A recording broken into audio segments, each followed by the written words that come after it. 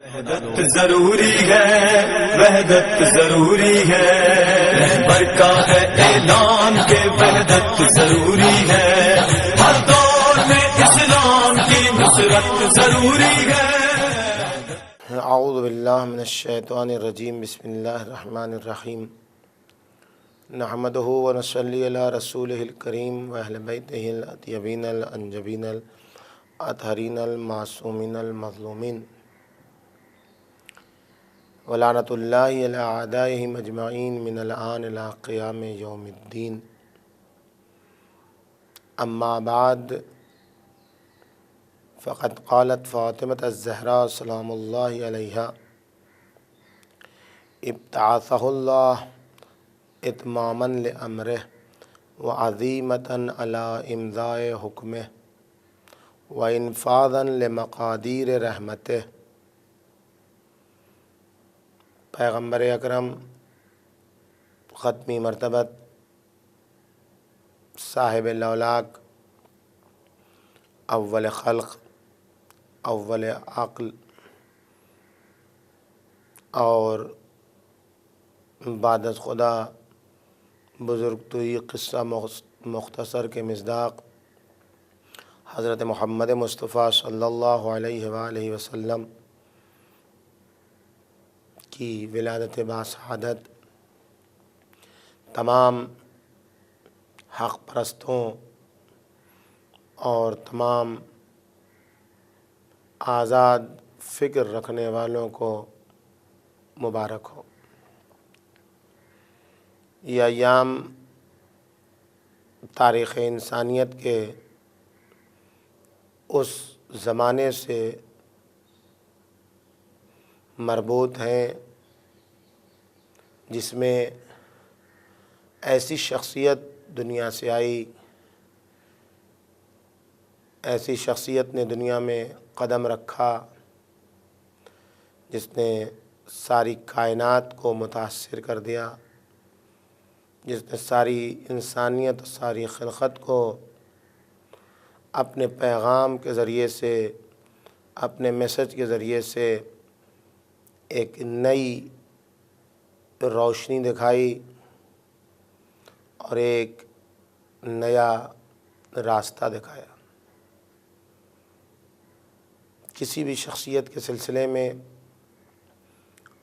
بحث کرنے سے پہلے یہ دیکھا جاتا ہے کہ دوسروں نے اس شخصیت کے بارے میں کیا کہا۔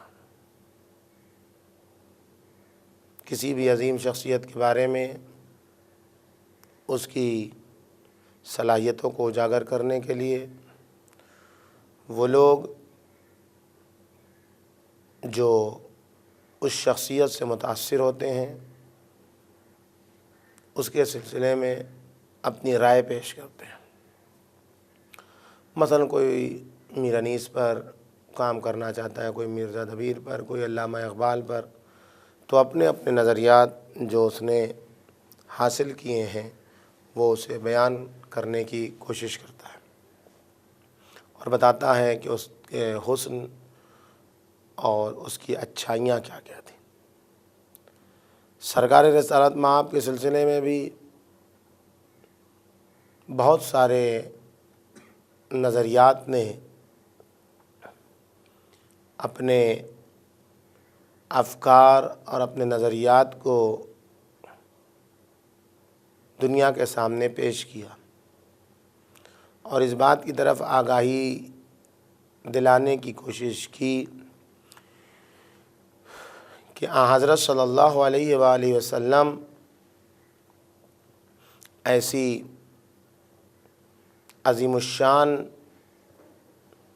ذات ہیں کہ جنہوں نے ساری دنیا کے رخ کو موڑ دیا۔ تاریخوں نے بھی آپ کا ایک چہرہ پیش کیا، سیرت نگاروں نے بھی آپ کا ایک چہرہ پیش کیا، مستشرقین نے بھی آپ کا ایک چہرہ پیش کیا، لیکن جو بھی چہرے پیغمبر اکرم کے پیش کیے گئے اس میں تصویر کا ایک ہی رخ پیش کیا گیا۔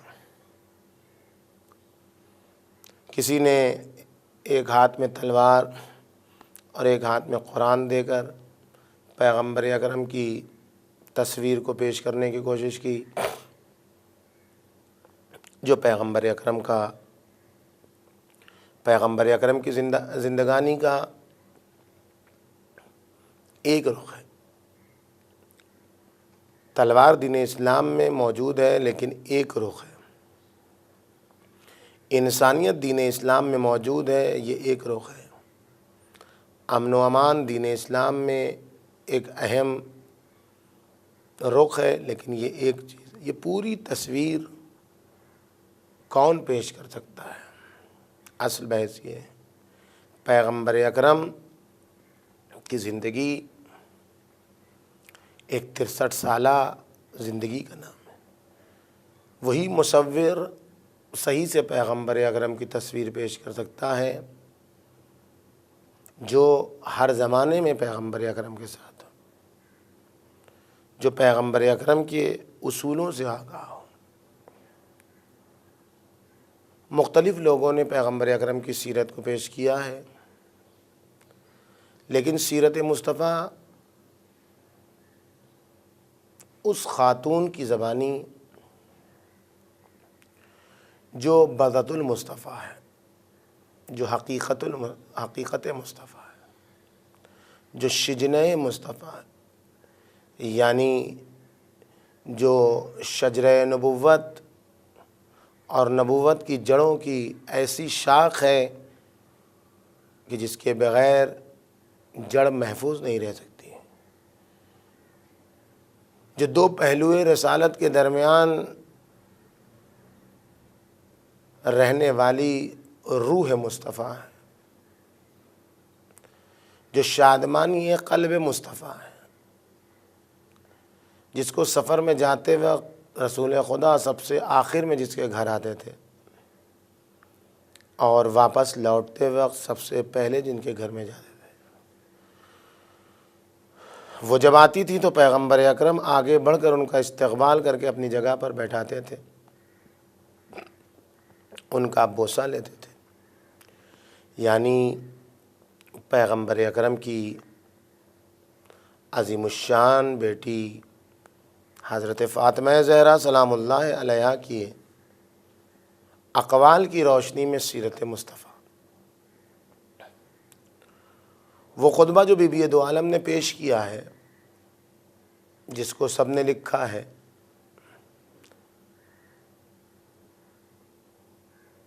ابن تیفور کی کتاب بلاغات النساء جو دوسری تیسری صدی ہجری کی کتابوں میں شمار ہوتی ہے، نہایہ ابن اسیر جو حدیثوں کی لغت کی کتاب ہے، اس میں بھی جستہ و گریختہ کہیں کہیں پر اس خطبے کا تذکرہ موجود ہے، اور اسی طریقے سے بہار الانوار ہے، کشف الغمہ ہے، اور دیگر کتابیں ہیں جس میں یہ خطبہ موجود ہے۔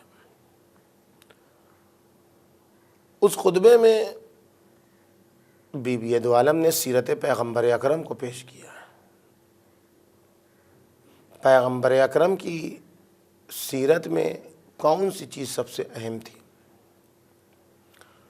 وہ یہاں آ کر نبی بنے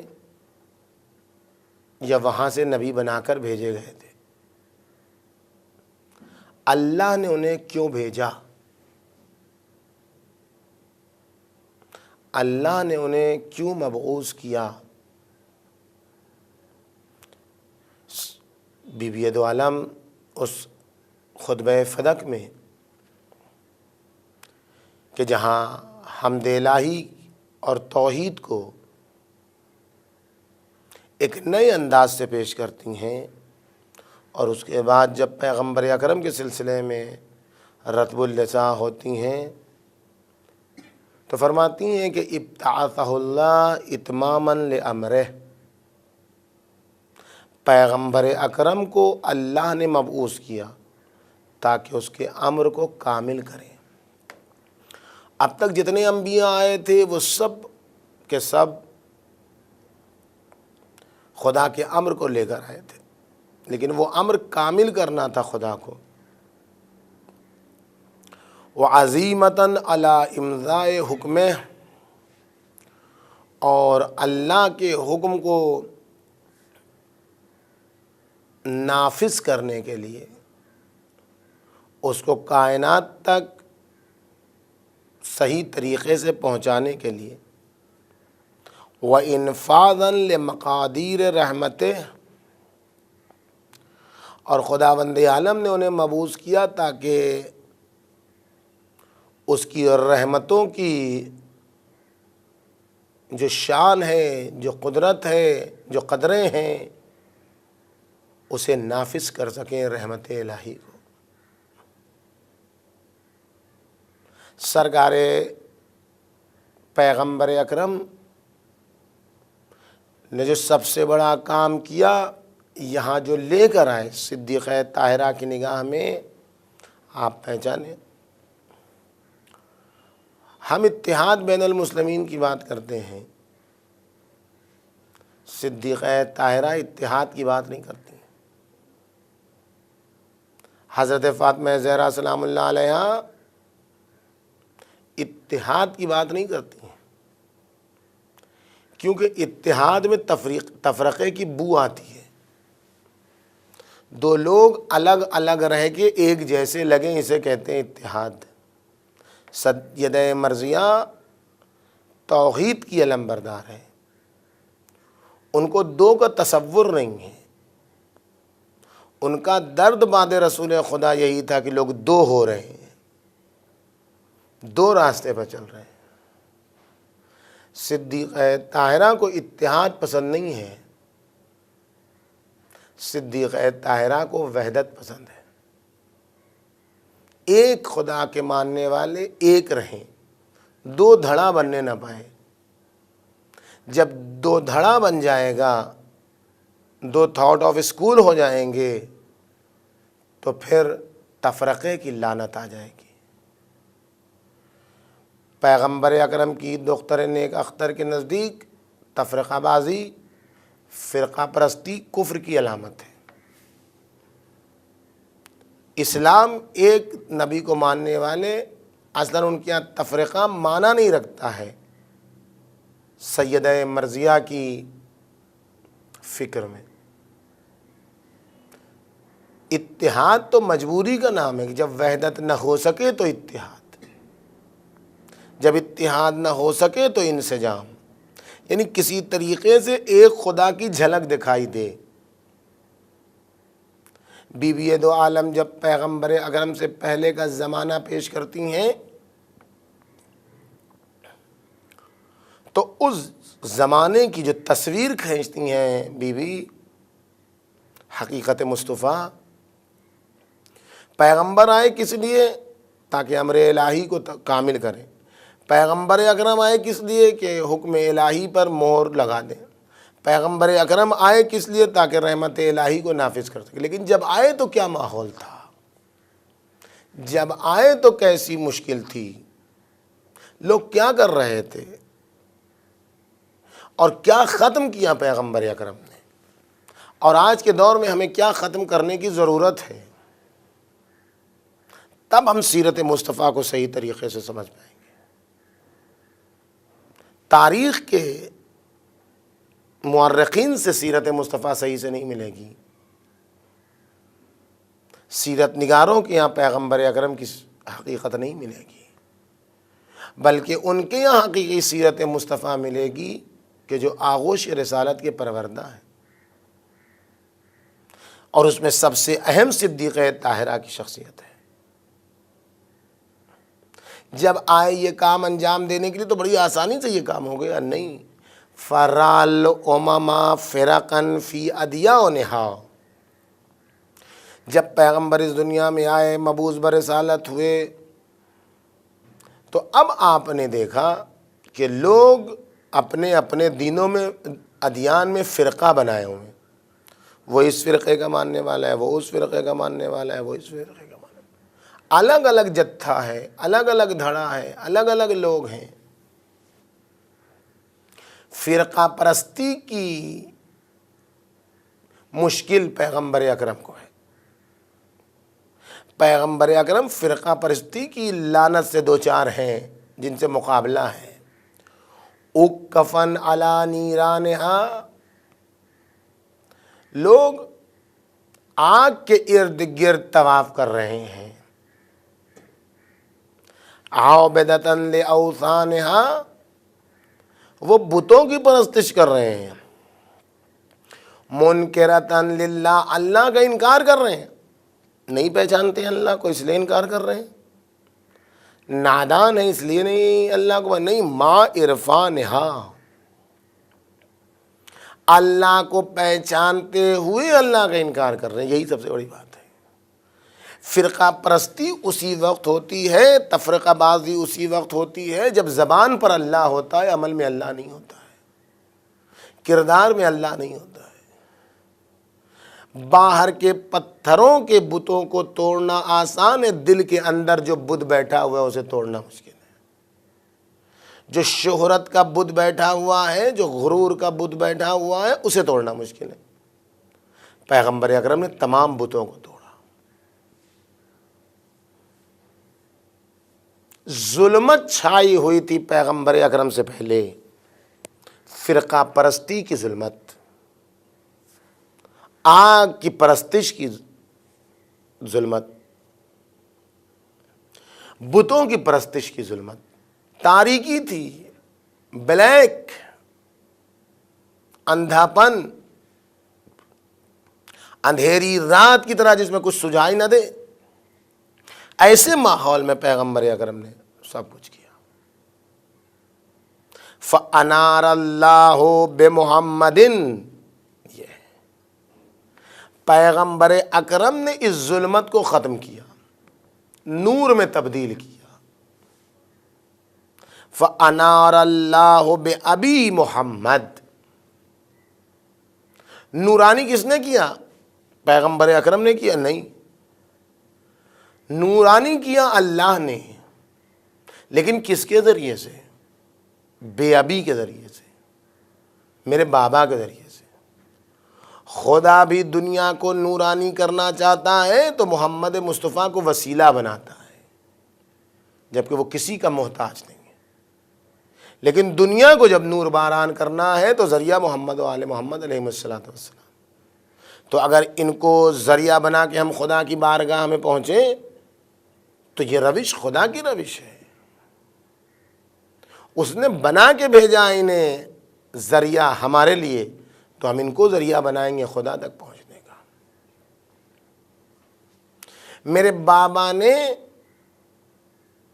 بابا کے ذریعے اللہ نے نورانی کیا. کس چیز کو؟ فرقہ پرستی کی تاریکی کو. ظلمہا، فرقہ پرستی کی تاریکی کو میرے بابا نے خدا کی مدد سے دور کیا.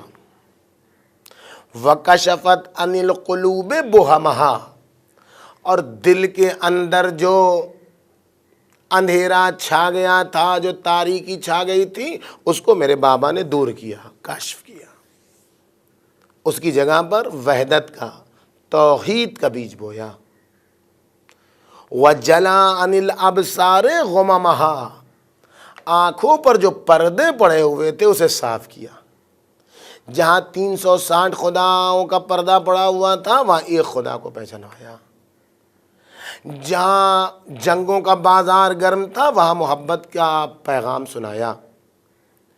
جہاں بیٹی کو دفن کرنا عز و شرف کا معیار سمجھا جاتا تھا وہاں بیٹی کے احترام کرنے کا ترانہ چھیڑا. جہاں بیٹی کی میراث کا تصور نہیں تھا وہاں بیٹی کی میراث دے کے عورت کو عز و شرف بخشا. جہاں لوگ تفرقہ بازی اور فرقہ پرستی اور قبیلے کی بدترین مشکلات میں گرفتار تھے وہاں مسلمان ہونے کا درس دیا. وہاں جہاں قبیلے عزت و شرف کا معیار تھے وہاں قبیلوں کو فقط پہچاننے کا ذریعہ قرار دیا. انا اکرمکم عند اللہ اتقاکم، عز و شرف کا معیار اسے قرار دیا جو زیادہ متقی ہے، زیادہ پرہیزگار ہے. بی بی دو عالم کی نگاہ میں جو سب سے اہم مسئلہ ہے وہ وحدت کا مسئلہ ہے. اتحاد فاطمہ زہرا کی ڈکشنری میں نہیں ہے، وحدت فاطمہ زہرا کی ڈکشنری میں ہے. تفرقہ بازی، فرقہ پرستی بی بی دو عالم کی ڈکشنری اور لغت میں کفر کی علامت ہے، وحدت اسلام کی علامت ہے۔ ایک خدا کو ماننے والوں کی علامت وحدت ہے، اتحاد نہیں ہے، سب ایک ہو کے رہیں، لیکن وحدت کس راستے پر وحدت؟ زبانی دعویٰ اتحاد کو نہیں کامیاب کرتا ہے۔ اصل اتحاد کی بحث نہیں ہے، اتحاد تو عرض کیا کہ دو لوگ رہیں اور الگ الگ رہنے کے باوجود مل کے رہیں، اتحاد مجبوری کا نام ہے۔ صدیقہ طاہرہ کی نگاہ میں وحدت ہے، وحدت میں نور ہے۔ یہ ہفتہ وحدت جو منایا جا رہا ہے رسالت مآب کی ولادت کے موقع پر، یہ فاطمہ زہرا سلام اللہ علیہا کے دل کی تمناؤں کا نتیجہ ہے۔ فاطمہ زہرا سلام اللہ علیہا کا درد تھا افتراق، تفرقہ بازی، لہذا یہ یہاں ابتدا میں پیغمبر اکرم سے کے سلسلے میں فرمایا کہ تفرقہ بازی کو ختم کیا جو کفر کی علامت ہے، اور جب فلسفہ احکام اسی خطبے میں پیش کیا، کیوں نماز، کیوں روزہ، کیوں حج، کیوں ماں باپ کی، یہ سارے فلسفے ہیں، اس خطبہ پڑھنے لائق ہے۔ اے کاش ہمارے سماج اور معاشرے میں خطبہ سیدہ مرضیہ کے حفظ کا رواج اور چلن پیدا ہو جائے۔ ایک عظیم الشان خطبہ ہے، ایک عظیم الشان تاریخ ہے۔ اس میں آتے آتے فرماتی ہیں کہ خداوند عالم نے ہماری نماز کو خداوند عالم نے کیوں قرار دیا؟ تاکہ تکبر سے نجات ملے۔ روزے کو اخلاص کا ذریعہ قرار دیا، ماں باپ کی اطاعت کو رزق میں وسعت کا ذریعہ قرار دیا، زندگی میں برکت کا ذریعہ قرار دیا۔ کہتے کہتے وَإِمَامَتَنَا أَمَانًا مِنَ الْفُرْقَةِ، وحدت کا راستہ، تفرقے سے بچنے کا راستہ، تفرقے کے اضطراب سے بچنے کا راستہ۔ امان چاہیے اگر تم کو تو اس امامت کی فالو ور بنو کہ جو پیغمبر اکرم دے گئے، اس وحدت کے راستے پر آؤ۔ امامتنا امانا من الفرقہ، ہماری امامت کو خداوند عالم نے فرقت اور تفرقہ بازی سے امن و امان کا ذریعہ دیا ہے۔ اگر امان چاہتے ہو، اگر ظلم کے اضطراب سے بچنا چاہتے ہو، اگر پیس چاہتے ہو تو لیڈرشپ کو مانو۔ اگر معاشرے کو اضطراب سے بچانا چاہتے ہو تو رہبر کو قبول کرو، تب معاشرے میں امن ہو۔ فقط دینی حکمراں بننے سے دینی حکومت نہیں آتی ہے، بلکہ امن و امان کا راستہ فراہم کرنے سے دین آتا ہے۔ صدیقہ مرضیہ فرقت سے، تفرقے سے امان چاہتی ہیں، پیس چاہتی ہیں، امن چاہتی ہیں۔ لہذا جب کوہ احد پر روتے ہوئے لوگوں نے پوچھا کہ بی بی علی مرتضیٰ کیوں نہیں گئے خلافت لینے کے لیے، تو کیا فرمایا کہ امام کی مثال کعبے کی مثال ہے، کعبہ چل کے نہیں جاتا ہے، کعبے کے پاس خود لوگ آتے ہیں۔ پیس، امن خود میں پیدا کرنی ہوگی، یہ فکر کہ ہمیں امن چاہیے۔ جب نا امنی ہوگی تب امن کی فکر ہوگی۔ صاحب امن امن لے کے نہیں دوڑتا ہے، آپ کو احساس ہو کہ نا امن ہے تو امن کی طرف دوڑنا ہوگا۔ اگر فرماتی ہیں کہ واللہ، خدا کی قسم، اگر لوگوں نے علی مرتضیٰ کی ولایت و امامت کو مان لیا ہوتا تو خدا کے سلسلے میں دو لوگ بھی اختلاف نہ کرتے۔ یہ اختلاف جو ملت مسلمہ کو گھن کی طرح کھائے جا رہا ہے، جس سے ہمارا معاشرہ اور ہمارا سماج جوجھ رہا ہے، عوام جس سے ٹوٹ چکی ہے، وہ فقط اور فقط اس بنیاد پر ہے کہ وحدت کے راستے کو ہم نے چھوڑ دیا، ہم وحدت کے لیے تیار ہی نہیں ہیں۔ صدیقہ طاہرہ کہنے کہ اگر امن کی بہاری فضاؤں سے لطف اندوز ہونا ہے تو ضرورت ہے کہ وحدت کا راستہ اختیار کرو، ایک خدا کے ماننے والے ایک راستے پر ہوں، اور وہ وحدت سیلوگن اور نعرے سے نہیں ہوگی بلکہ کردار سے ہوگی۔ اپنا کردار ایسا رکھو کہ امن کا راستہ فراہم۔ ملت مسلمہ کے لیے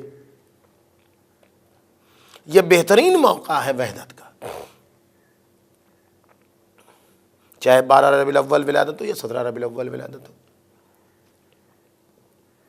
بہترین موقع ہے ایک نبی کو سب ماننے والے۔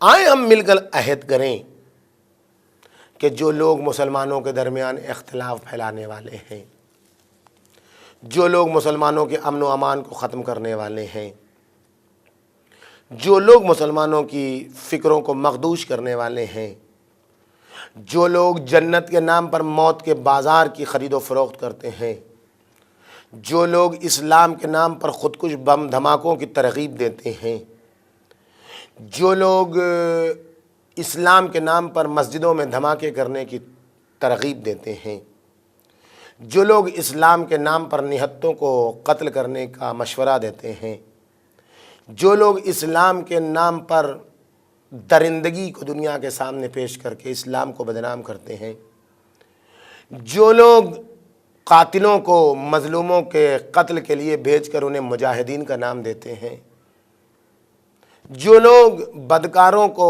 قید خانوں سے آزاد کر کے نہتے مسلمانوں پر حملہ کرنے کے لیے روانہ کر کے انہیں مجاہدین اور جہاد کا نام دیتے ہیں، ان سب کو ہم پہچانیں کہ یہ اسلام کے دشمن ہیں، یہ وحدت کے راستے کے پتھر ہیں، انہیں ختم کرنے کی ضرورت ہے، چاہے وہ کسی جگہ پر بیٹھے۔ اگر ان کے ہاتھ میں خانہ کعبہ بھی ہے تب بھی وہ خانہ کعبہ کو افتراق کا ذریعہ بنا رہے ہیں، جو تمام مسلمانوں کی وحدت کا مرکز ہے۔ ایک حج، ایک کعبے کے ارد گرد طواف، یہ وحدت کا پیغام ہے پیغمبر اکرم کی ولادت۔ آئیں تمام مسلمان مل بیٹھ کر آج عہد کریں کہ ایسی سوفسطائی طاقتوں سے ہم مقابلہ کریں گے، ہم وہ امن برقرار کریں گے جو نبی کی بیٹی چاہتی ہیں، ہم وہ وحدت اختیار کریں گے جو دختر رسول چاہتی ہیں، ہم تفرقہ بازی سے نجات حاصل کریں گے، ہم دنیا کو وحدت کا پیغام دیں گے، اتحاد کی طرف ہم رخ بھی نہیں کریں گے، اس لیے کہ اس میں دو کا تصور ہے، ہم ایک خدا کے ماننے والے، ہم سب ایک ہو کے رہیں گے۔ ہاں اگر وحدت نہیں کر سکتے ہیں تو پھر اتحاد اختیار کریں گے، تاکہ کہیں سے وحدت کی جھلک آنی چاہیے۔ اگر اتحاد بھی نہیں کر سکتے ہیں تو کم سے کم انسجام اختیار کریں گے، سب کو اپنے اپنے مقصد پر جانا ہے لیکن ایک جگہ رہ کے جانا ہے، ایک ٹرین میں جانا ہے۔ بس خداوند عالم سے ہماری دعا ہے کہ اس ہفتہ وحدت کے موقع پر مسلمانوں کو جو پیغام جائے وہ ملت مسلمہ کا پیغام، امن و امان کا پیغام جائے، نبی کی بیٹی کے تناظر سے سیرت مصطفیٰ کا پیغام، وحدت کا پیغام جائے۔ افتراق کی لعنت کو ہم ختم کریں اور اس دن کا انتظار کریں جب ایک قوم ہوگی، ایک نسل ہوگی، ایک اسلام ہوگا، تفرقے کا بازار ختم ہوگا، اتحاد و وحدت کی فضا بحال ہوگی، امن و امان کی فضا میں بہار کی فضا کی تراوش ہوگی، اور ہم سب مل کر ایک ہوں گے، ایک ہوں گے، ایک ہوں گے۔ السلام علیکم ورحمۃ اللہ وبرکاتہ۔